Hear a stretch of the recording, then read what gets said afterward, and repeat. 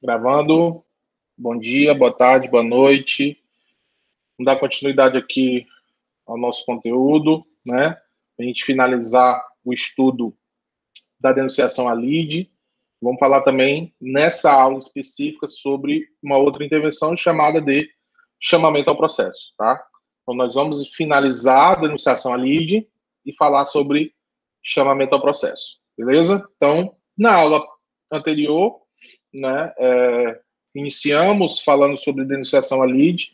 Eu dei o exemplo da Energisa, né, do carro, do motorista, que bate, o motorista, imagine o motorista da Energisa, bate o carro bate no seu carro, né, com o carro da Energisa. Obviamente que você vai processar a Energisa, né, vai processar a Energisa, e a Energisa vai ter o direito de regresso contra o motorista. Então, se a Energisa, por exemplo, for condenada a pagar 20 mil reais, ela pode cobrar do motorista esse valor de 20 mil reais. Isso é o que nós chamamos de direito de regresso. E aí expliquei que é possível, dentro desse processo de cobrança contra a própria Energisa, que ela faça uma denunciação à lide, ou seja, traga para o processo o motorista. E aí o motorista seria responsabilizado dentro do processo. É óbvio que essa situação é uma situação que deve seguir alguns requisitos, tá? Então, denunciar a lide é trazer alguém para o processo por força de garantia prestada ou em razão de direito regressivo existente em face dessa pessoa. Então, o denunciante se aproveita para, no mesmo processo, exercer a ação de garantia, né? Imagine aí um fiador, ou o direito de regresso, tá? E aí você vincula esse terceiro no quanto, né? Ao quanto que você for condenado, você já pode transferir diretamente essa condenação para o terceiro. É óbvio que ele tem que ter dinheiro para pagar, que se ele não tiver dinheiro para pagar, você é o responsável, né? No caso, a Energisa é a responsável. Então, se o motorista não tem dinheiro para pagar, a Energisa vai ter que pagar. E aí tentar continuar cobrando do motorista.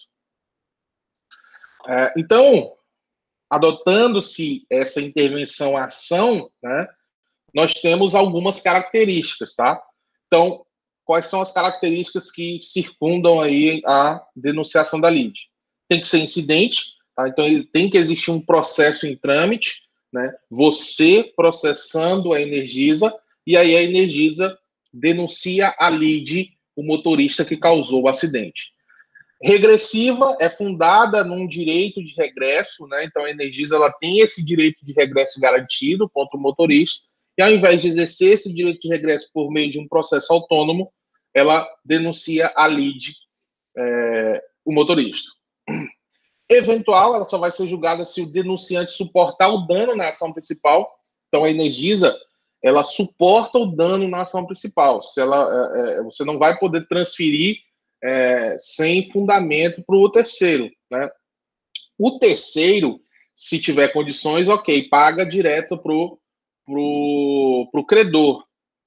Mas, caso o terceiro não tenha, aquele que deve, de fato, no caso a empresa, ela vai ter que pagar. Então, ela tem que suportar esse dano. Prejudicialidade, existe uma ação principal e uma secundária. Se o denunciante ganha a ação principal, ele não suportará danos, né? Então, a denunciação ali é prejudicada. O que seria isso, professor? Por exemplo, a Energisa ganha a ação. A Energisa, é dado o ganho de causa para a Energisa. Logo, essa denunciação ela vai perder o objeto, ela vai estar prejudicada. Não vai, o juiz não vai obrigar que o motorista faça qualquer pagamento. Por quê? Porque a Energisa já ganhou a ação, né? Então, como ela já ganhou a ação, não há que se falar em denunciação à lide ou responsabilização do motorista. Antecipada porque ela cobra um dano futuro e eventual, né? Então, você vai chamar, vamos sempre usar esse exemplo da Energisa, porque é um exemplo que, na minha opinião, coube muito bem aqui na nossa explicação. Esse é um dano futuro e eventual. É possível que a Energisa seja condenada ou que ela não seja condenada, né? Por exemplo, pode ficar comprovado no processo que foi uma culpa exclusiva da outra parte, né? Que, na verdade, o motorista não teve culpa nenhuma, a culpa foi da outra parte, que atravessou um sinal vermelho, enfim, ultrapassou onde não poderia, etc, etc, etc. A denunciação da lei dispensa o interesse de agir, né? Por quê? Porque o artigo 125 deixa claro que ela é facultativa, ela não é obrigatória. Então, se essa existência dessa denunciação da lide, ela é uma faculdade daquele que está sendo processado. Você pode escolher, por exemplo, esperar o término do processo para você utilizar o seu direito de regresso para aí então cobrar daquele que foi o responsável, tá? Então ela é facultativa, ela não é obrigatória. Não, você não é obrigado a fazer a denunciação da lide. Bom, e aí uma pergunta, né? A Fazenda Pública pode denunciar pode denunciar a lide, o agente público? Será que pode? É uma responsabilidade subjetiva, obviamente. Vejam que, olha só, a jurisprudência ela teve uma alteração no entendimento, tá? Então, historicamente, antigamente, o STJ, Superior Tribunal de Justiça, não admitia que a Fazenda Pública denunciasse ali o agente público. O que seria isso? Vejam, pessoal, o próprio motorista de uma secretaria de Estado, da União, enfim, causa um acidente, o responsável é a União, o responsável é o Estado. Será que o Estado poderia, então, no processo de que ele está sendo cobrado, denunciar a lide o agente público que causou o dano? O STJ não admitia. Porém, aqui, ó, no RESP 1.187.456 do Rio de Janeiro, diz, né, não é automático, o cabimento depende de uma análise do caso concreto, da efetiva ofensa à celeridade e economia processual. Assim, se o juiz entender que essa denunciação vai atrapalhar a celeridade, ele pode indeferir o pedido. Então, não é que o STJ aceitou de plano qualquer denunciação à lide feito pela Fazenda Pública contra o agente público. É necessário que o juiz possa analisar essa questão da celeridade e economia processual. Ou seja, a Fazenda ela tem que demonstrar o seguinte: olha, seu juiz, ao invés de eu ter que processar o agente público, esse agente público ele tem condições de arcar com o dano causado pelo fato jurídico que gerou esse processo. Então, é muito melhor, vai ser muito mais célere, vai economizar muito mais se ele já integrar esse processo e já responder diretamente, né? Eu, Fazenda Pública, vou ser condenado, mas ao invés de eu, Fazenda Pública, pagar, o agente público pode fazer esse pagamento. E aí vejam, senhores, que esse pagamento não é automático do agente público direto para aquele que ganhou a ação, o credor, no caso. Geralmente isso acontece, né? Eu sou responsável, eu tenho que pagar para o credor e aquele que está denunciado já tem que me pagar. Por que não o denunciado já pagar diretamente para o credor? Isso é muito comum de acontecer, e pode e é permitido, beleza? Aí vai causar uma celeridade ainda maior, né, na denunciação à lide.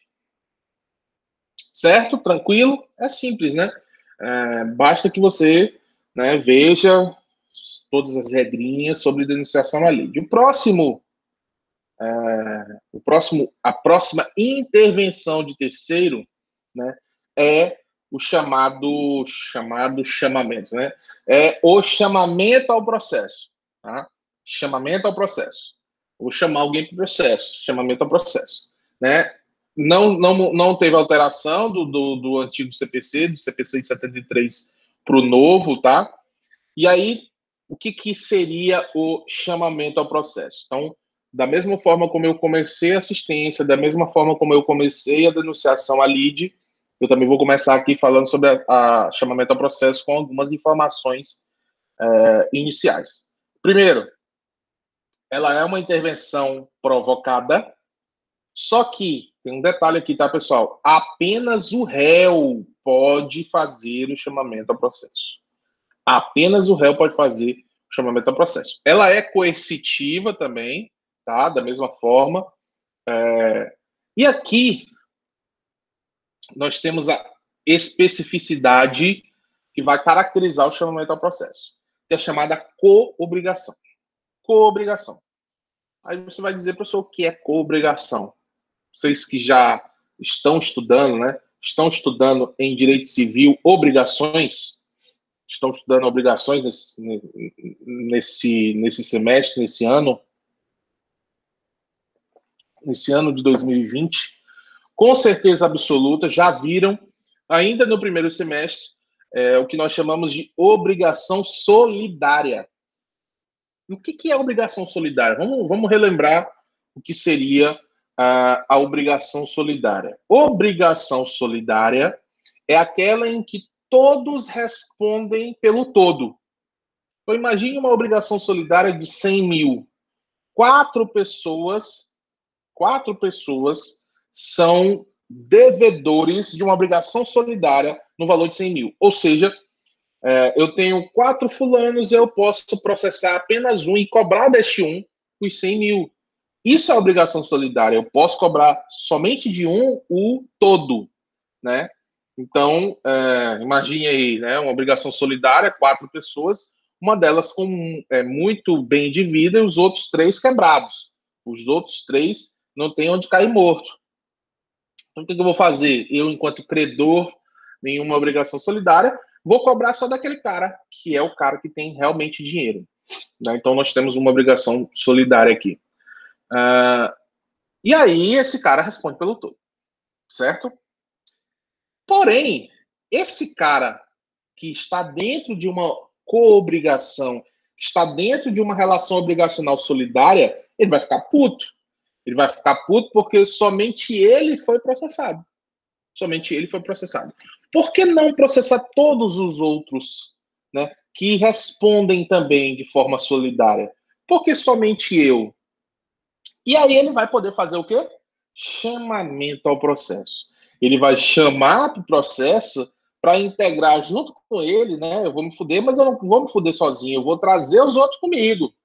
Né? E eu vou arrastar todo mundo comigo. E esse é o objetivo do chamamento ao processo. Simples assim, tá? Simples assim. O chamamento ao processo serve para isso.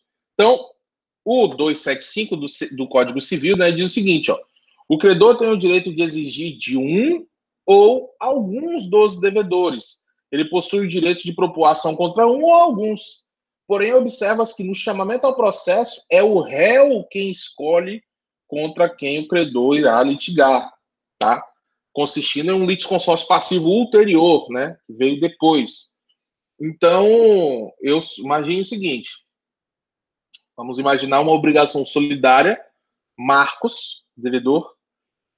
Igor, Leonardo e Renato. Marcos, Igor, Leonardo e Renato. São os 4 devedores.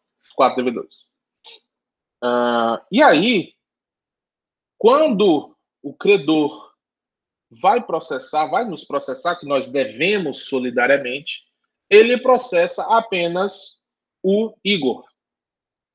O Igor é o cara que tem mais dinheiro, né? Aí o que o Igor faz? Ele olha para os outros 3, né, puto, diz, eu vou chamar só o Renato e o Marcos. Vou chamar o Renato e o Marcos. Vou chamar eles para virem dividir essa responsabilidade comigo. Vou deixar o Leonardo de fora. Ele escolhe, pessoal. Ele escolhe. Ele pode chamar os 3. Ele pode chamar só mais um. Como a obrigação é solidária, todos devem tudo, né? Aí depois você tem o quê? O direito de regresso. O direito de regresso contra aquele que ficou fora da cobrança. Muito simples, né? Muito fácil de se entender o chamamento ao processo, tá? Cabimento. Você tem a possibilidade, além, lógico, do direito da obrigação solidária, do fiador também, né? Que ele não deixa de ser uma obrigação solidária. O fiador pode fazer isso. Imagine uma cobrança diretamente contra o fiador. O que o fiador vai fazer? Peraí, eu vou chamar o devedor principal. eu vou chamar o segundo fiador, eu não vou responder isso sozinho, vou chamar os caras, eu vou chamar eles para responderem junto comigo, para que nós possamos, então, responder juntos ao processo como réus, beleza? Não cabe o inverso, ou seja, se o réu da ação principal for o devedor principal, não pode se chamar o processo o fiador, tá? Ou seja, só se pode chamar o processo terceiro tão ou mais obrigado que o réu, né? Essa relação obrigacional entre devedor principal e fiador, apesar do fiador responder, mas você tem que cobrar primeiro o devedor principal, obviamente, né? E aí depois você cobra o fiador depois. Né? É possível você cobrar direto o fiador? Acontece. E aí o fiador pode fazer o chamamento ao processo do devedor principal e do segundo fiador também. Certo? Tranquilo? E aí o réu, devedor e solidário, né? Demais devedores solidários também, né? Fiadores, devedores solidários, enfim. Pode, como eu falei aqui, ó, o fiador pode chamar os outros fiadores e o devedor principal. Tranquilo?